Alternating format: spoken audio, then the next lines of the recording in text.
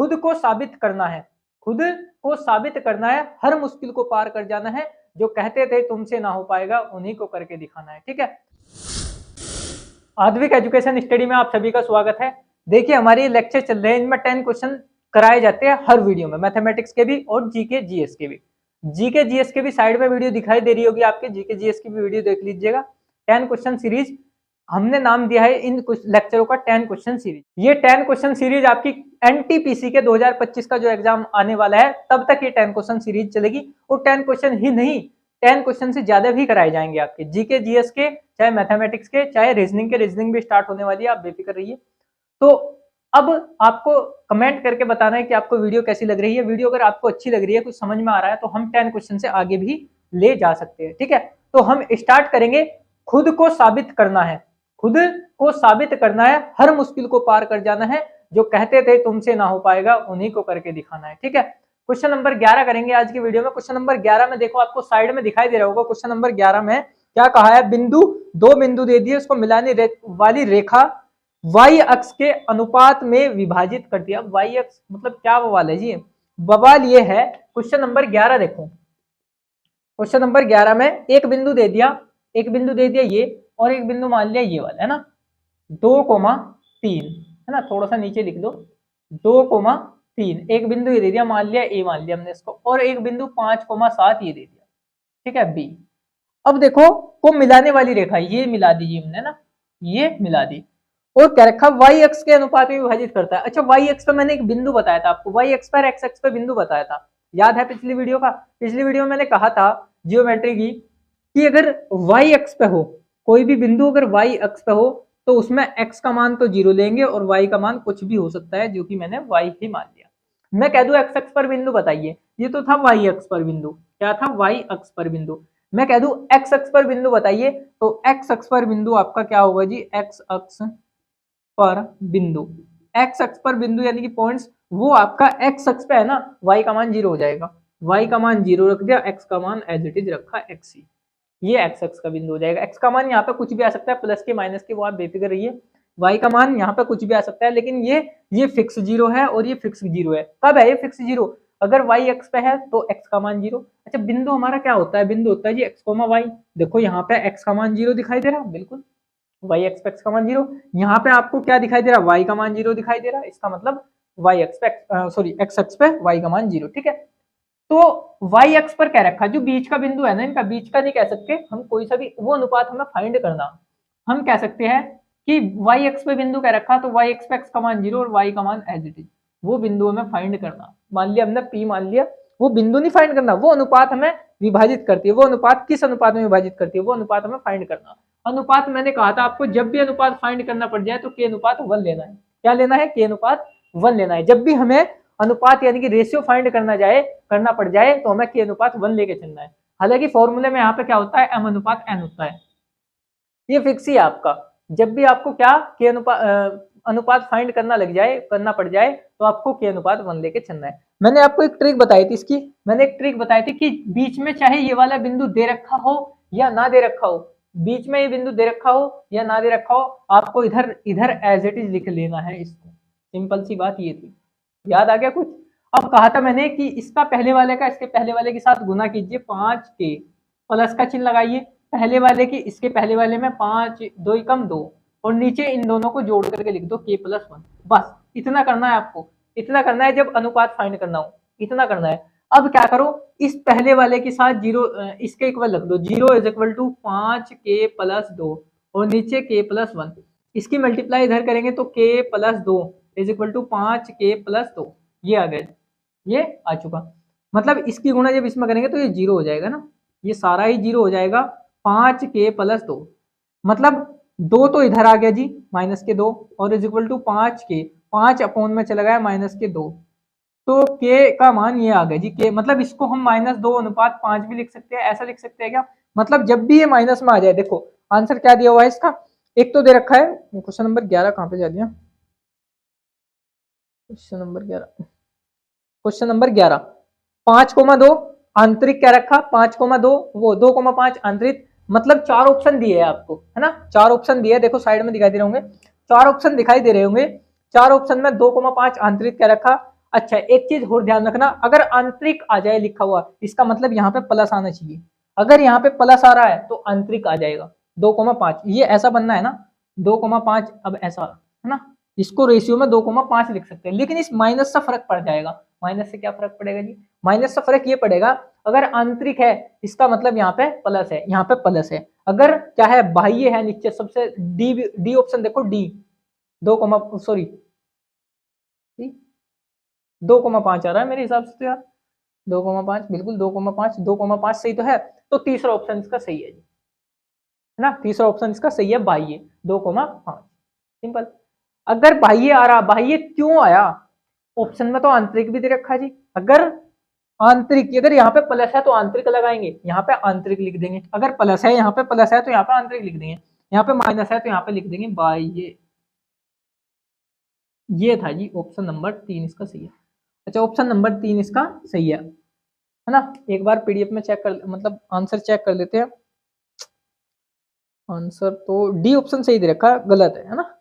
PDF print करने में mistake हो गई, टाइप करने में, चलो कोई नहीं, हो जाता है। तो तीसरा ऑप्शन इसका सही है मेरे हिसाब से, है ना। अब हम क्वेश्चन नंबर कौन सा करते हैं, क्वेश्चन नंबर 12 करते हैं जी। क्वेश्चन नंबर 12,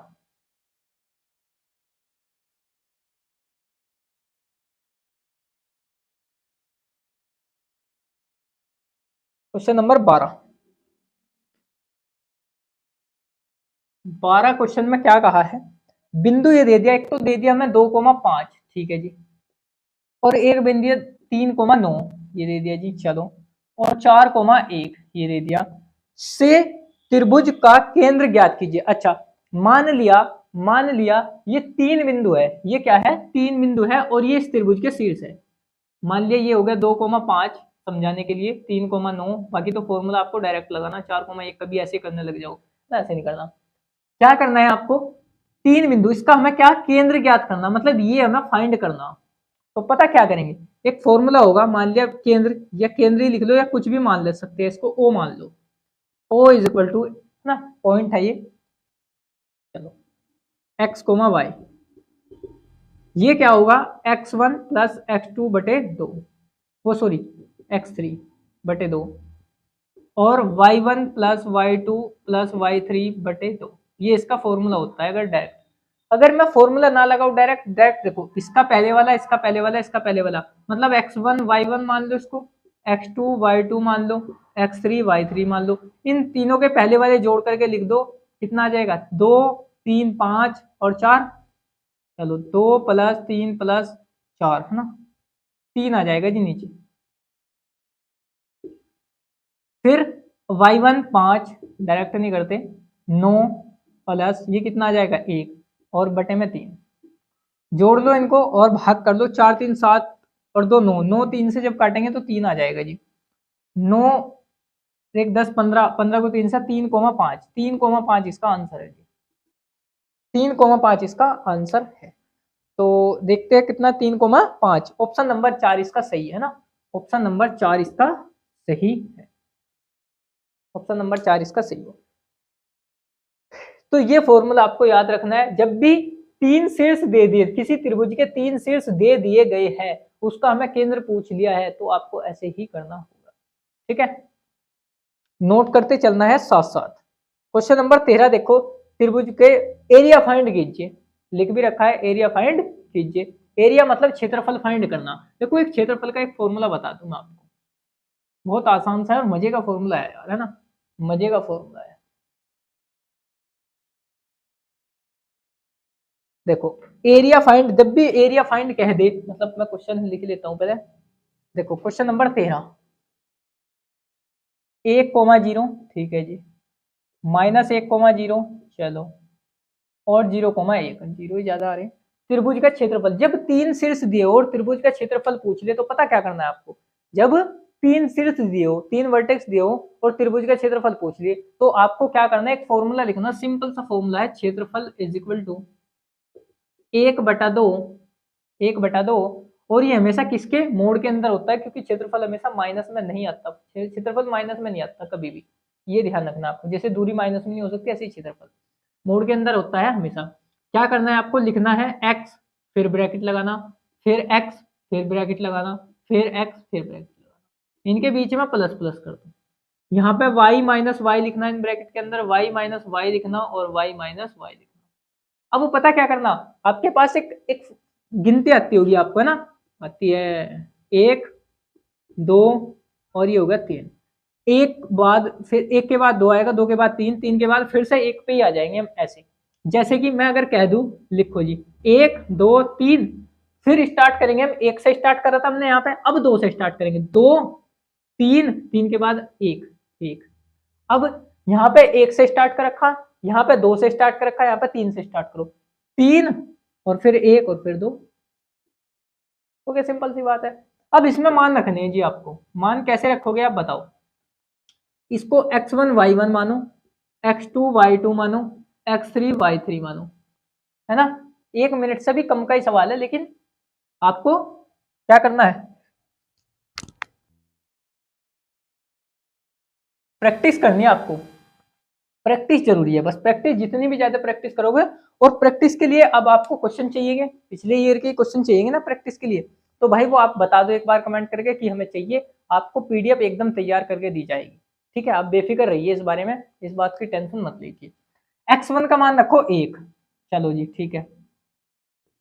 y2 का मान है हमारा 0 माइनस y3 का मान 1, ठीक है, प्लस ये कितना आएगा x2 का मान -1 और y3 का मान 1 माइनस y1 का मान 0, ठीक है, प्लस x3 का मान कितना, x3 का मान होगा 1, y1 का मान कितना होगा, y1 का मान 0 माइनस y2 का मान कितना होगा 0। तो ये तो सारा 0 ही होगा चाहिए, तो काट दो, है ना। 1/2, 1 माइनस के 1 हो गया, माइनस के 1 किस में करेंगे, माइनस के 1 हो गया, और ये ब्रैकेट के अंदर आ जाएगा 1/2 माइनस के 2, मतलब 1 2 से 2 कैंसिल, चलो इसको पहले कैंसिल ना करो, 1/2 ये मोड़ हटते ही क्या आ जाएगा, प्लस में आ जाएगा, ये ध्यान रखना, पहले से ही बता दिया था। 2 से 2 कैंसिल होगा, 1 आ गया, 1। इसको क्षेत्रफल को वर्ग इकाई में नापते, वर्ग इकाई में नापते, ठीक है। तो ये होगा जी आपका क्वेश्चन, ऑप्शन नंबर इसका फर्स्ट, इसका ऑप्शन सही है, फर्स्ट इसका ऑप्शन सही है ना, फर्स्ट इसका क्वेश्चन ऑप्शन सही है। क्वेश्चन नंबर 14 करें, निर्देशांक अक्षों और रेखा के बने त्रिभुज का एरिया फाइंड कीजिए। करें, देखो इसका एक सिंपल सा फॉर्मूला है, बहुत ही सिंपल है ना।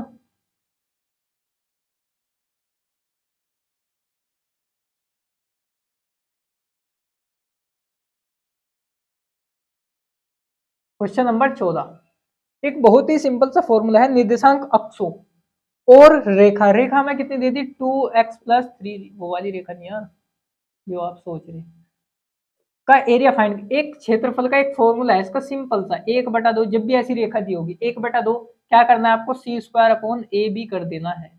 ये इसका फॉर्मूला आपको डायरेक्ट याद रखना है ना। शॉर्ट तरीके से करेंगे ना भाई हम, जितना भी शॉर्ट हो सके। एग्जाम में आपको कितने टाइम मिलेगा, 1 मिनट ऐसे एक क्वेश्चन है ना। चलो 1/2, अब देखो इसको कंपेयर कर लो किससे, ax + by = c से, इसको कंपेयर कर लो, है ना। इसको कंपेयर कर ली, अब आप कह दोगे सी इधर होता है, चलो भाई सी इधर ले लो, ये लो। अब इसको मैं ऐसे लिख दूं 2x + 3y और 6 को इधर -6 = 0। ए का मान 2, बी का मान 3, सी का मान -6 रख दूं, सी का मान -6 का होल स्क्वायर, ए का मान कितना है 1 2 और बी का मान कितना है, बी का मान रखो 3। करो इसको 1/2, 6 की पावर 2 36 हो गया, 3 × 9, वो 3 दूनी 6 हो गया, काट दो इसे, कितनी बार कटा 6 × 36, तो 2 1/2 गुना 36 6 बार, मतलब 3 आ गया जी, 3 वर्ग इकाई,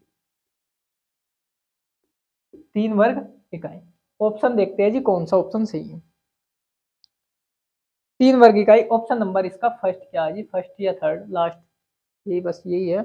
या तो आप फर्स्ट पे ही रहोगे, या फिर आप, मतलब वो कहते नहीं कि या तो आप अच्छी तरीके से रहोगे, या तो आप घर में रहोगे, या फिर रोड पे रहोगे, ठीक है, वो मकसद है। क्वेश्चन नंबर 15 करें, यहां तक का नोट कर लो। देखो क्वेश्चन नंबर 15 में क्या कहा है, ढलान ज्ञात कीजिए। ढलान जिसे शुद्ध हिंदी में बोलते हैं प्रवणता, है ना, मतलब प्रवणता बोलते हैं मैथमेटिक्स की भाषा में तो और वैसे हम ढलान बोल देते हैं, है ना, वैसे हम क्या बोल देते हैं, ढलान, किसी भी लाइन की ढलान।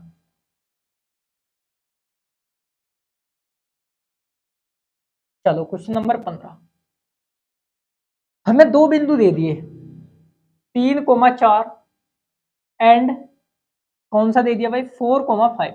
हमें जो ये बिंदु से गुजर रही, मतलब रेखा जो गुजर रही है, मतलब एक बिंदु ये होगा और एक बिंदु ये होगा, इससे मान लिया ये गुजर के जा रही है ना, एक बिंदु ये होगा और एक बिंदु ये होगा, इस रेखा की ढलान ज्ञात करना। हालांकि इस चित्र में ऐसा दिखाई नहीं दे रहा कि ढाल है इस रेखा में, लेकिन हमें फाइंड करना है कितना, और ढलान फाइंड करने के बाद हमें क्या करना, उसका कोण ज्ञात करना। ढलान फाइंड करने के बाद हमें उसका कोण ज्ञात करना। वो क्या रखा कि ढलान का कोण क्या होगा। अब ढलान का कोण क्या होगा, आप याद रखना, चाहे आपको रेखा दी हो, चाहे आपको दो बिंदु दी हो, दो रेखा से गुजरने वाली, तो आपको सबसे पहले रेखा की समीकरण फाइंड करनी पड़ेगी, उसके बाद आपको ज्ञात करना पड़ेगा। लेकिन ऐसा नहीं, अब यहाँ पे क्या दे रखा है, यहाँ पे डायरेक्ट बिंदु दे रखे और वो कह रखा है कि उन बिंदु से गुजर रही जो रेखा, उसका क्या हमें ढलान ज्ञात करना, और ढलान का भी क्या ज्ञात करना, हमें कोण ज्ञात करना। एक डायरेक्ट फॉर्मूला बता रहा है आपको, डायरेक्ट सोर्स से करना हमें, सोर्स तरीके से। डायरेक्ट फॉर्मूला आपको क्या है, tan theta is equal to y2 minus y1 upon x2 minus x1। आप इस फॉर्मूले से ढलान ज्ञात, थीटा का मान ज्ञात कर सकते हैं। ठीक है, देखो करो, थीटा मतलब कोण का मान, y2 x1 y1 मैंने बता रखा आपको, x2 y2 मतलब y2 में से 5 में से 4 गए, 5 माइनस 4, और नीचे x2 4 माइनस 3, 4 माइनस 3, तो ऊपर भी एक नीचे भी एक, मतलब एक आ गया जी, tan theta is equal to 1। अभी तक प्रवणता ज्ञात हुई हमारी, मतलब ढलान ज्ञात हुआ, ढाल ज्ञात हुआ। अगर मैं कह दूं कि हमें थीटा का मान फाइंड करना, देखो ये किसका मान होता है tan में, tan 45 का मान, अब ये तो हमें पता ही नहीं था जी। अगर नहीं पता, ट्रिग्नोमेट्री की ये साइड में वीडियो दिखाई दे रही है आपको, ये देख लेनी है, लिंक डिस्क्रिप्शन में मिल जाएगा, आप वहां पे देख सकते हैं बेफिक्र होकर, ये आपको पता लग जाएगा tan 45 कहां से आएगा, क्या नहीं आएगा, कहां से आया। ठीक है, चलो भाई, अब देखो tan से tan कैंसिल होगा तो theta is equal to 45 degree आ गया, बस ये हमें फाइंड करना था। कभी कभी tan 45 को पाई अपॉन कितना 4 भी लिख सकते हैं हम, क्योंकि पाई का मान कितना, ये रेडियन में, ये रेडियन में होगा, ये डिग्री में होगा, क्योंकि पाई का मान होता है डिग्री में 180 होता है, और 4 कितना 45 ही आएगा, 45 ही आएगा, बिल्कुल 45 ही आएगा, है ना। तो ये याद रख लेना, कभी कभी ऑप्शन में ऐसा भी आ जाता है। ठीक है, यहाँ तक का नोट करो।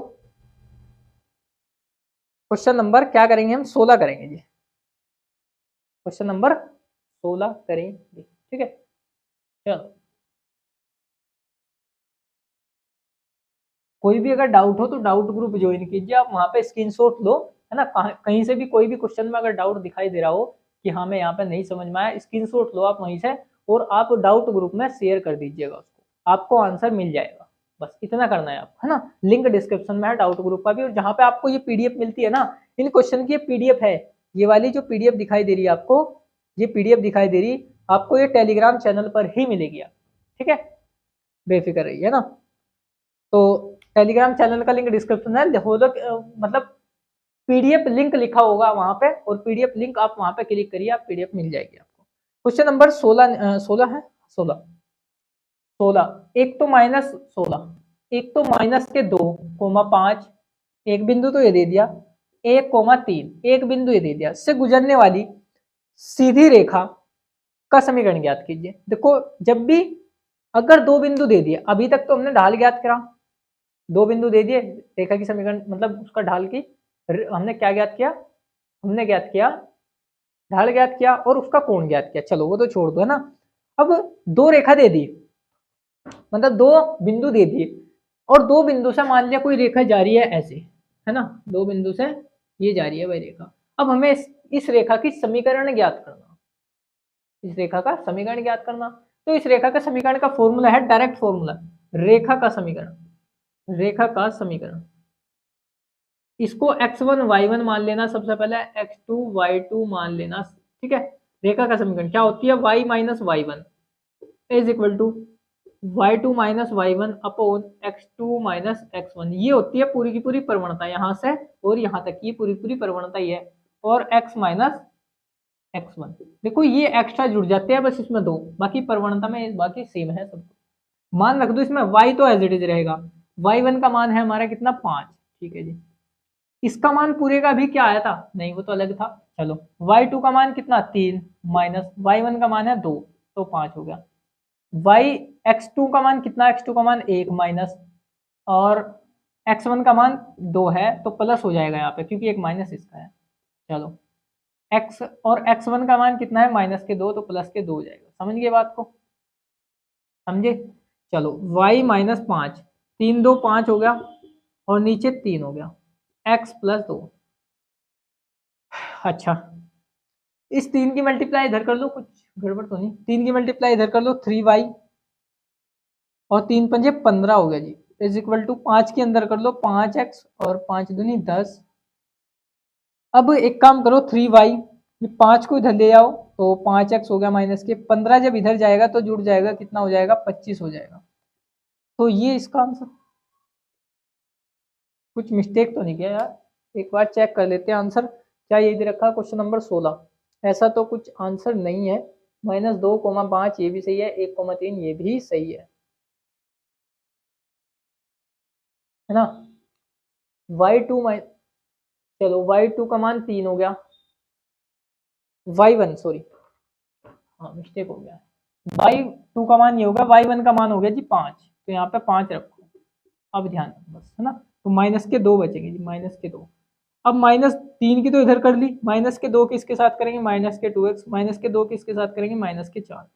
ठीक है, -2 इधर 3y, -2 इधर ले आओ +2 हो गए 15, जब उधर जाएगा तो +15 और -4 तो कितना हो जाएगा जी आपका 3y + 2x is equal to, ये कितना बचेगा 15 में से 4 गए, ये आपके 11 बच जाएगा जी आपका। ये उत्तर हो सकता है या ये उत्तर हो सकता है, -11 इधर आकर माइनस के हो जाएंगे इज इक्वल टू 0, कोई सा भी एक उत्तर हो सकता है ना, बात सेम है। तो इसका दूसरा ऑप्शन नहीं, हाँ दूसरा ऑप्शन नहीं, ऑप्शन नंबर इसका तीसरा सही है जी, ऑप्शन नंबर इसका तीसरा सही है, ऑप्शन नंबर 3 इसका बिल्कुल सही है। ठीक है, तो यहाँ तक का क्वेश्चन नंबर 16 तक नोट करिएगा, फिर क्वेश्चन नंबर 17 देखते हैं।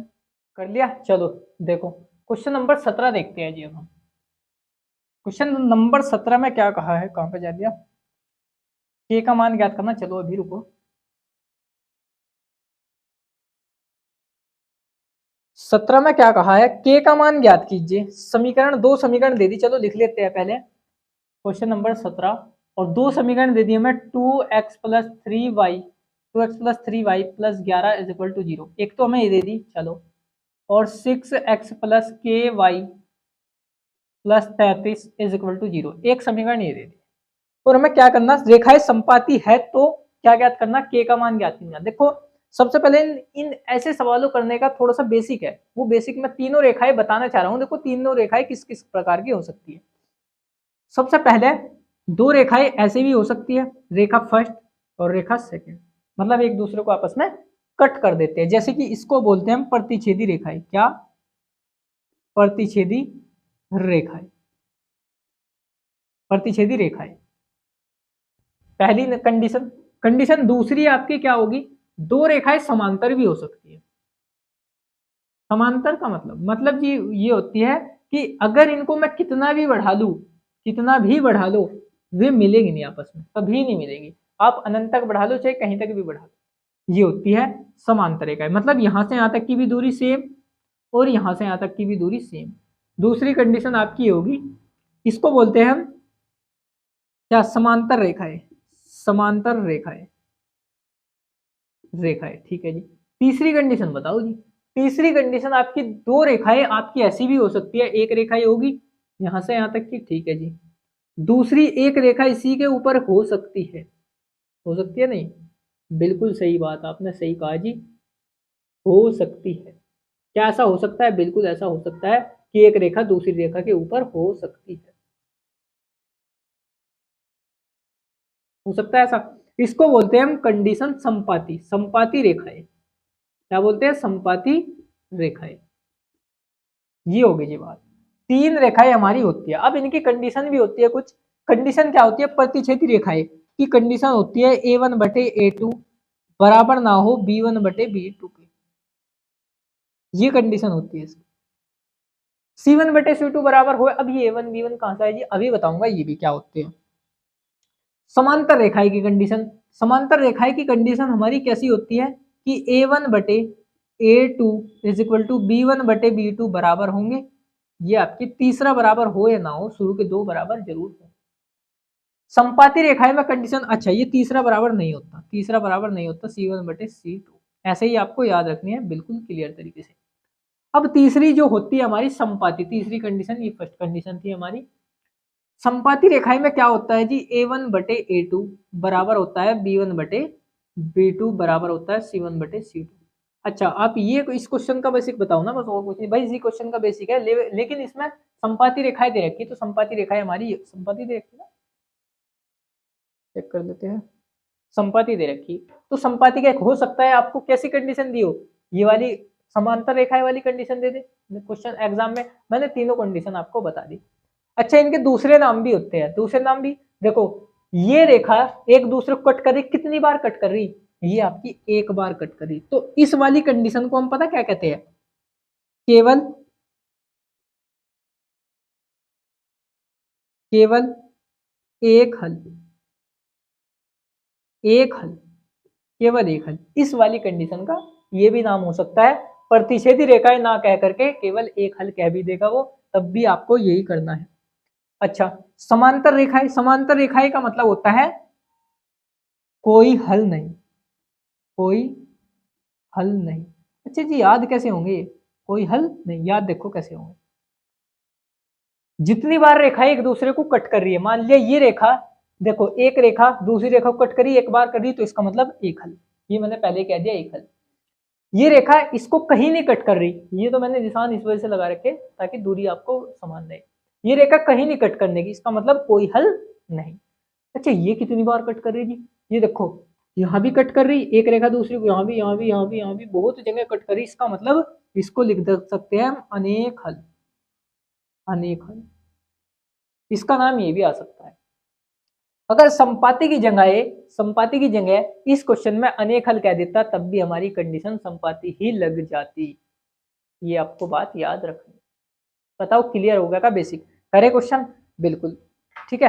अब आपको याद रखना होगा ये, है ना। लेकिन आपको ध्यान रखना है, अगर केवल एक हल कह दे तब ये कंडीशन लगनी है, प्रतिच्छेदी रेखाएं कह दे तब ये हल करना आपको। अगर कह दे कि समांतर रेखाएं तब ये कंडीशन लगानी, और कोई हल नहीं तब ये कंडीशन लगानी, संपाती रेखाएं तब ये कंडीशन लगानी, अनेक हल है तो तब भी यही कंडीशन लगानी, आपको याद होने चाहिए अच्छी तरीके से। अब मैं कह दूं A1 B1 C1 ये कहां से आए जी, एक बार ये भी बता दो, देखो ये कहां से आए, ये कहां से आए, मैं इसको कंपेयर कर रहा, कंपेयर विद, मैं इसको कंपेयर कर रहा A1x, मतलब पूरी में 1 1 लगा के, plus B1y plus B1y is equal to sorry plus C1 is equal to 0। मैं इसको कंपेयर कर रहा A2x प्लस B2y और प्लस C2। अब ये कभी कभी C इधर भी आ जाता है, मतलब ये 33 जैसे इधर, तो इसको इधर लाना पड़ता है तब जाकर के करना, समझे। इसको इक्वल में 0 हमेशा रहेगी, ये 0 हमेशा रहेगी, ये ध्यान रखना, हमेशा ये 0 रहेगी। अगर यहाँ पे कुछ और दे रखा तो इसको इधर, मतलब यहाँ पे अगर कुछ और दे रखा तो इसको इधर लाना पड़ेगा, तब जाकर करना पड़ेगा।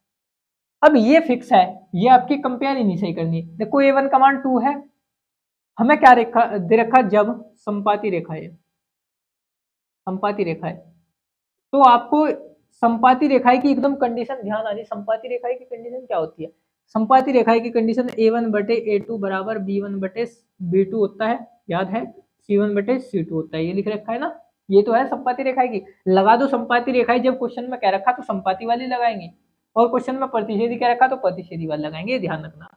तो A1 का मान कितना है, A1 का मान जी आपका ये हो जाएगा शुरू का मतलब 2, A2 का मान ये वाला, A2 का मान 6 इज इक्वल टू B1 का मान, B1 का मान y का गुणांक B1 का मान 3, ठीक है जी, और B2 का मान यानी कि k, y का गुणांक k, तो k की इसमें मल्टीप्लाई हो जाएगी 2k, इसकी इसमें मल्टीप्लाई हो जाएगी 6 18, 2 से कितनी बार, k का मान आ गया जी आपका 9,